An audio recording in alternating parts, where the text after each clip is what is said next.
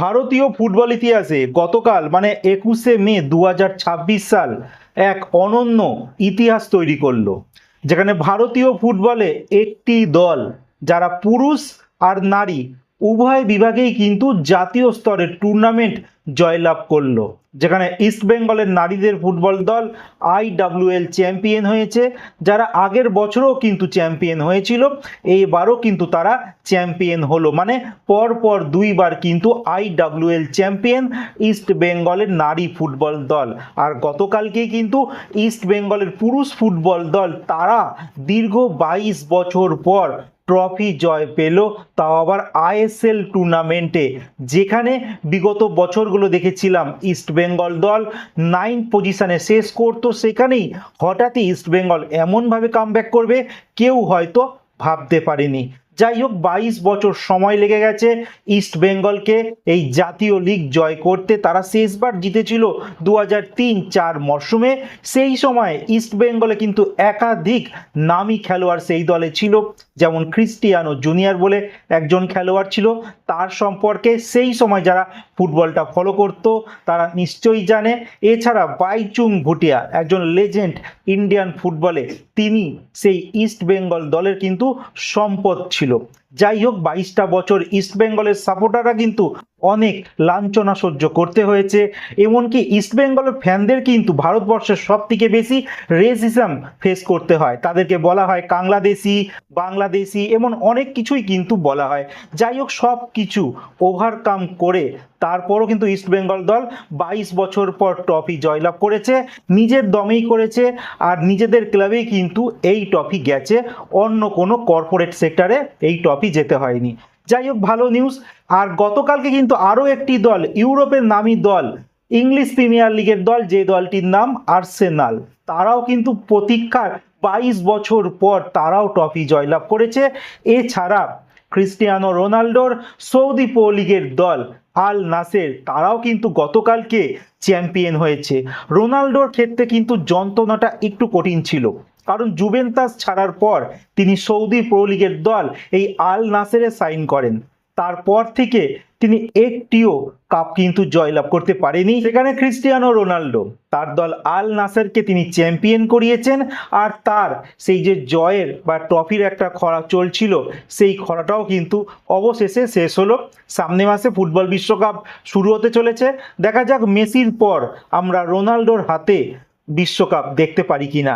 যাই হোক, তোমাদের একটা তথ্য দেব এই সৌদি প্রো লিগের বিষয়ে, যেখানে সৌদি প্রো লিগে 1 নম্বরে শেষ করেছে। আর যারা চ্যাম্পিয়ন হয়েছে এই আল নাসের, তারা 34টা ম্যাচে 86 পয়েন্ট সংগ্রহ করেছে।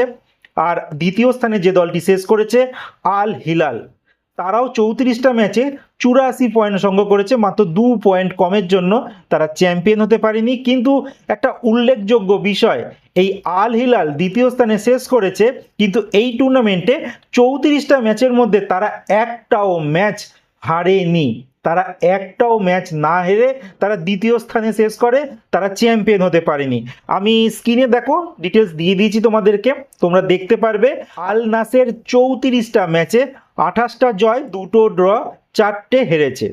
আর আল হিলাল তারা 34 ম্যাচে 25টা জয়, 9খানা ম্যাচে তারা ড্র করেছে, আর একটাও ম্যাচ কিন্তু তারা হারেনি। মানে কাল হয়ে গেল তাদের ড্র। বেশি ড্র করার ফলে কিন্তু তাদেরকে এই টুর্নামেন্ট জয়ের থেকে বঞ্চিত হতে হলো। এরপরে যেটা তোমাদের বলবো ইস্ট বেঙ্গল দলের কথা।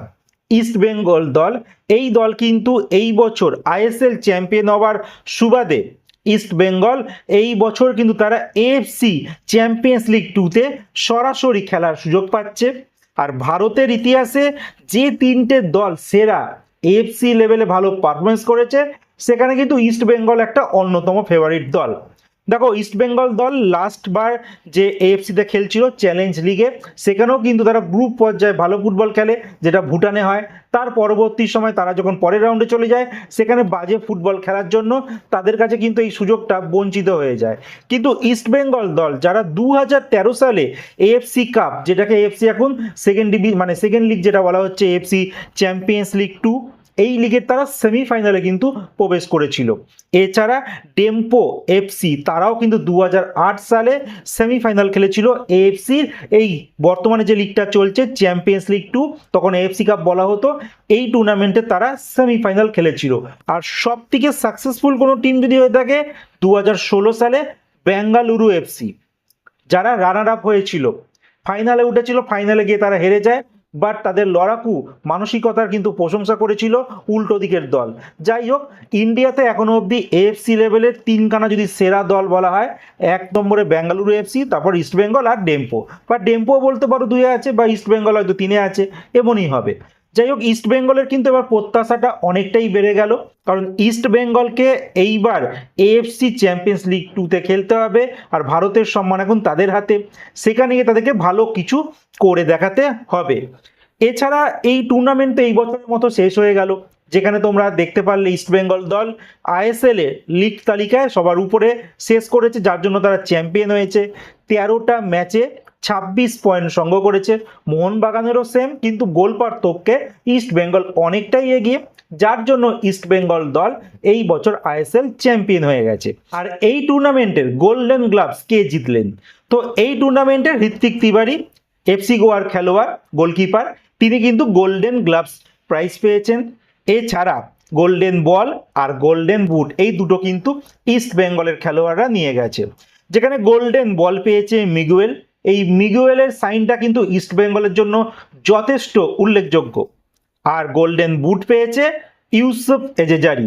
হঠাৎ করে ইস্টবেঙ্গল দল এই খেলোয়াড়কে সই করায়, আর এই খেলোয়াড় মাঠে নেমেই কিন্তু গোলের বন্যা বইয়ে দেন, আর তিনি এই টুর্নামেন্টে 11খানা গোল করেন, আর তার সঙ্গে তিনি গোল্ডেন বুট কিন্তু জয়লাভ করেন।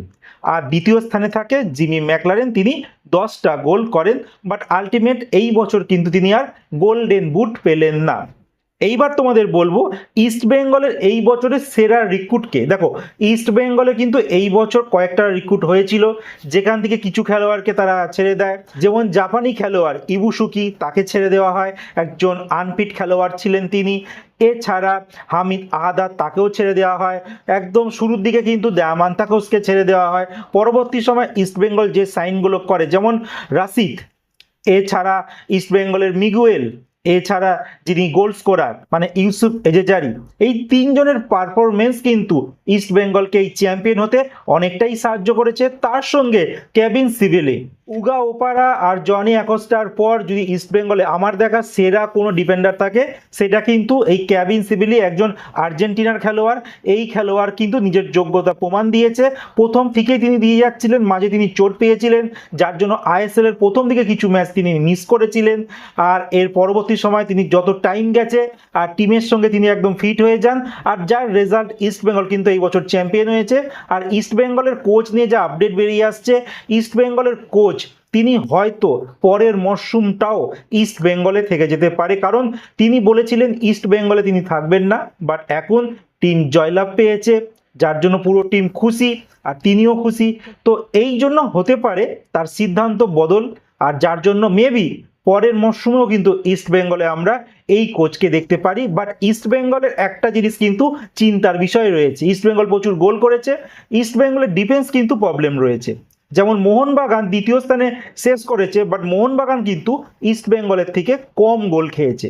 ইস্ট বেঙ্গলের যে দুজন সিবি আছে, আনোয়ার আলী আর কেভিন সিভিলি, এই দুজন খেলোয়াড় কিন্তু ঠিকঠাক রয়েছে, বাট ইস্ট বেঙ্গলের দুটো সাইডে কিন্তু প্রবলেম রয়েছে।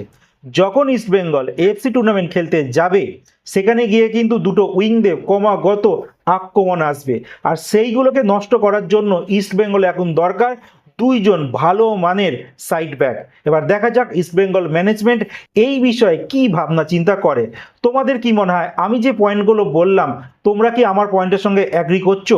যদি করো কমেন্টে জানাও, বা আমি যদি কিছু ভুল করে থাকি তোমরা কমেন্টে জানিয়ে দিও যে তোমাদের কি মত, কি করলে ইস্ট বেঙ্গলের আগামী দিনে ভালো হতে পারে।